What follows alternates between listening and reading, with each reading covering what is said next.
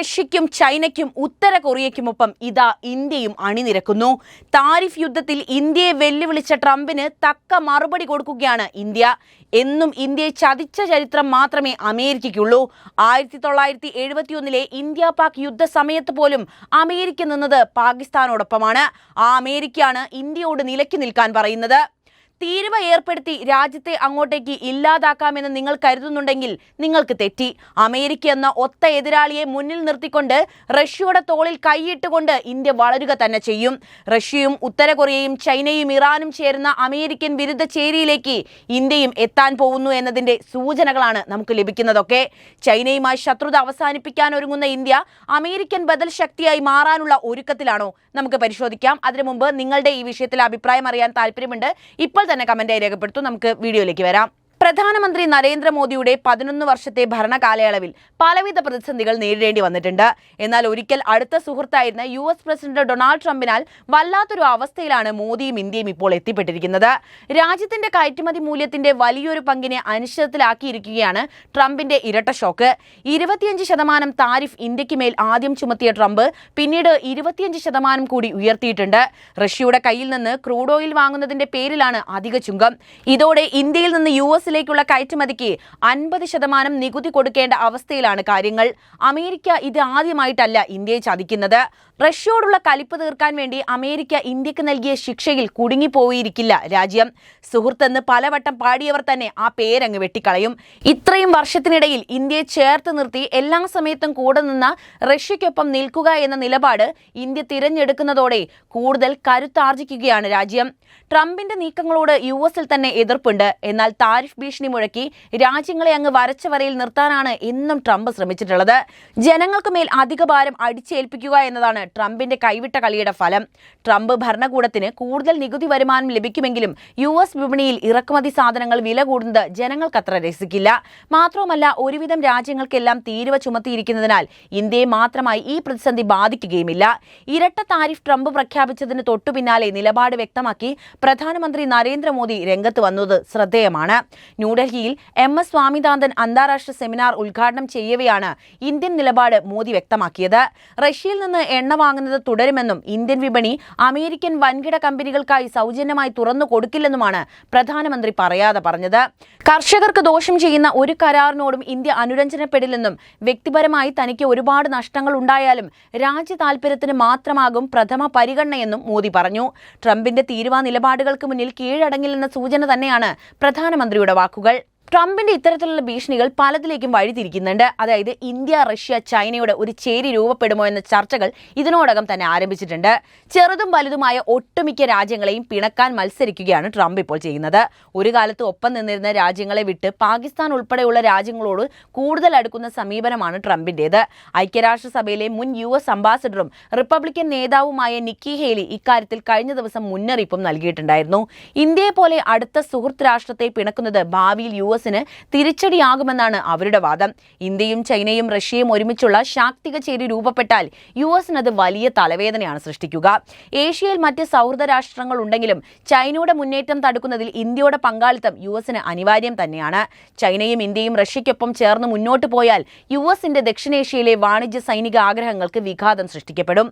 2018 ശേഷം മോദിയുടെ ആദ്യ ചൈന സന്ദർശനം ഈ മാസം നടന്നേക്കാമെന്ന വാർത്തകളും പുറത്തു വരുന്നുണ്ട്. ഷാങ്ഹായ് കോർപ്പറേഷൻ ഓർഗനൈസേഷൻ സമിറ്റിനാണ് മോദിയുടെ യാത്രയെങ്കിലും ലക്ഷ്യം വ്യക്തമാണ്. റഷ്യ കൂടി അംഗമായ സമിറ്റിൽ പങ്കെടുക്കുക വഴി പ്ലാൻ ബിയിൽ കൂടിയാകും ഇന്ത്യ മുന്നോട്ട് പോകുക എന്ന സന്ദേശം US നൽകുന്നതാകും യാത്ര. എക്കാലത്തും ഇന്ത്യയുടെ വിശ്വസ്ത രാഷ്ട്രമാണ് റഷ്യ. പുതിയ ലോകക്രമത്തിൽ റഷ്യയ്ക്ക് ഇന്ത്യയോടുള്ള സൗഹൃദം വർദ്ധിക്കുക മാത്രമേ ചെയ്തിട്ടുള്ളൂ.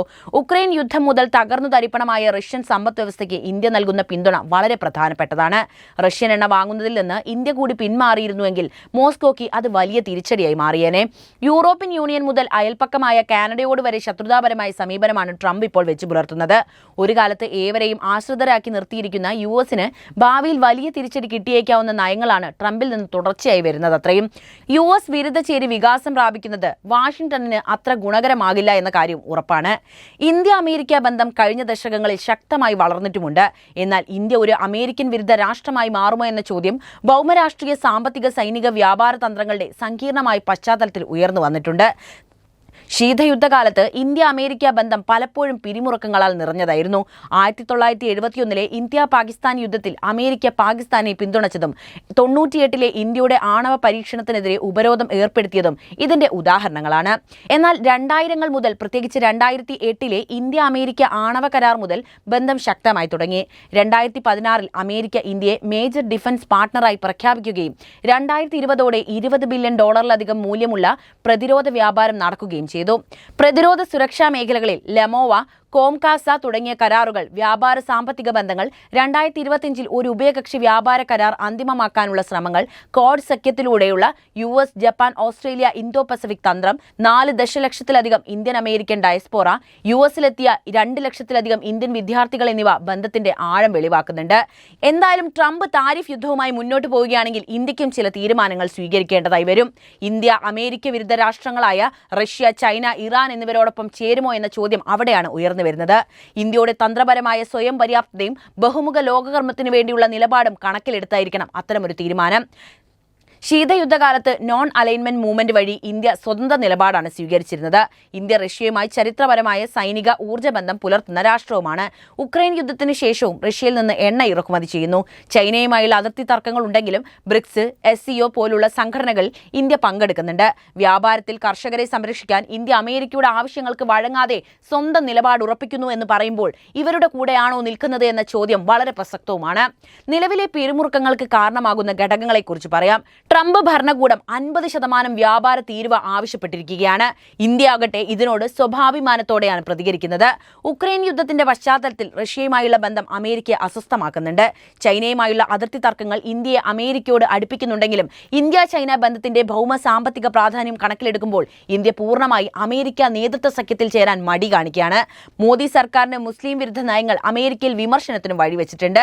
ഇനിയുള്ള കാലഘട്ടത്തിൽ ഇന്ത്യ അമേരിക്ക വിരുദ്ധ രാഷ്ട്രമായി മാറാനുള്ള സാധ്യതയുണ്ടോ? അത് വളരെ കുറവാണ് എന്നുകൊണ്ട് നമ്മൾ മനസ്സിലാക്കേണ്ടി വരും. കാരണം ബഹുമുഖ ലോകക്രമത്തിന് വേണ്ടിയുള്ള ഇന്ത്യയുടെ നിലപാട് അമേരിക്കയുടെ ഏകപക്ഷീയ ആധിപത്യത്തിന് വിരുദ്ധം തന്നെയാണ്. എന്നാൽ ചൈന ഇന്ത്യ അതിർത്തി തർക്കങ്ങൾ, റഷ്യയുമായിട്ടുള്ള ബന്ധം, വ്യാപാര, മനുഷ്യാവകാശ വിഷയങ്ങൾ എന്നിവ പിരിമുറുക്കങ്ങൾ സൃഷ്ടിക്കുന്നുണ്ട്.